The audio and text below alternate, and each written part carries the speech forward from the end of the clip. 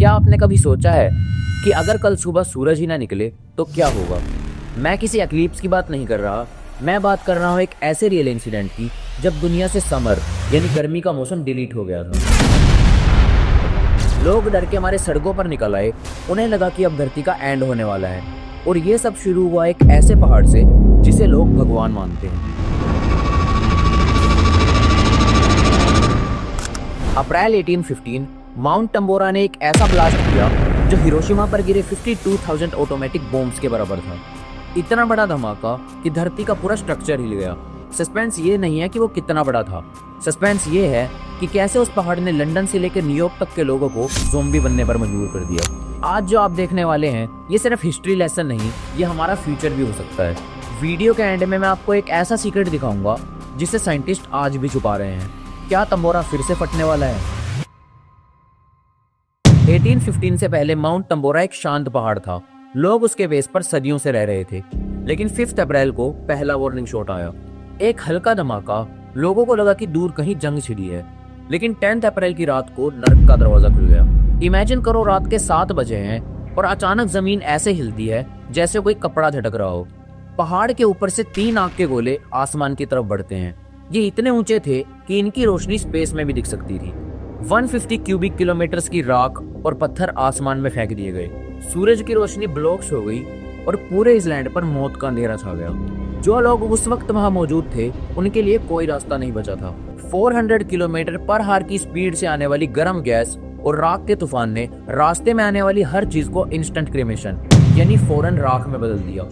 उनकी चीखें तक बाहर नहीं निकल पाई क्योंकि हवा इतनी गर्म थी कि उनके लंग्स मिनटों में जल गए। अब आता है सबसे बड़ा ट्विस्ट। आप सोच रहे होंगे कि इंडोनेशिया का पहाड़ यूरोप या अमेरिका का क्या बिगाड़ देगा। यही तो नेचर का सबसे बड़ा खौफ है। टम्बोरा से निकला सल्फर डाइऑक्साइड स्ट्रेटोस्फीयर में फैल गया और एक एरोसोल क्लाउड बन गया। इसने स्पेस की गर्मी को वापस स्पेस में रिफ्लेक्ट करना शुरू कर दिया। नतीजा, पूरी दुनिया का टेम्परेचर गिर गया। 1816 में जब लोग समर का इंतजार कर रहे थे तब न्यूयॉर्क में जून के महीने में बर्फ गिर रही थी। यूरोप में बारिश रुक ही नहीं रही थी।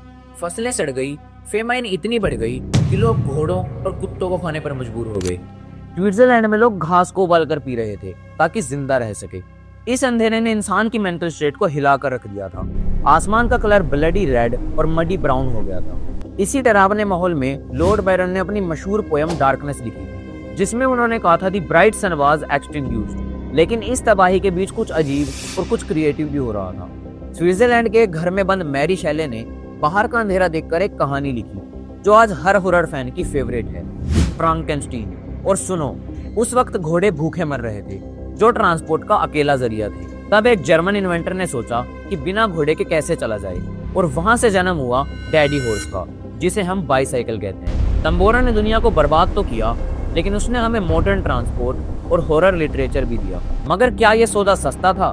बिल्कुल नहीं। 70,000 से ज्यादा लोग डायरेक्ट इरप्शन से मरे और 1 लाख से ज्यादा लोग भूख और बीमारी से। अब आते हैं उस सवाल पर जो आपकी नींद उड़ा देगा। क्या टम्बोरा दोबारा जाग सकता है? साइंटिस्ट के मुताबिक टम्बोरा अभी एक्टिव है। उसका क्रेटर इतना बड़ा है कि एक पूरा शहर समा सकता है। अगर आज 1815 जैसा इरप्शन होता है तो नुकसान 100 गुना ज्यादा होगा। हमारा ग्लोबल जीपीएस सिस्टम फेल हो जाएगा, फ्लाइट्स बंद हो जाएंगी और इंटरनेट केबल्स जो समुद्र के नीचे हैं वो सुनामी की वजह से टूट जाएगी। हम टेक्नोलॉजी में आगे तो बढ़ गए हैं लेकिन फ्यूचर स्फरी के सामने आज भी 1815 वाले बेबस इंसान हैं। अगला सुपर वोल्केनो इरप्शन कब होगा कोई नहीं जानता, लेकिन एक बात कंफर्म है, धरती तैयार हो रही है।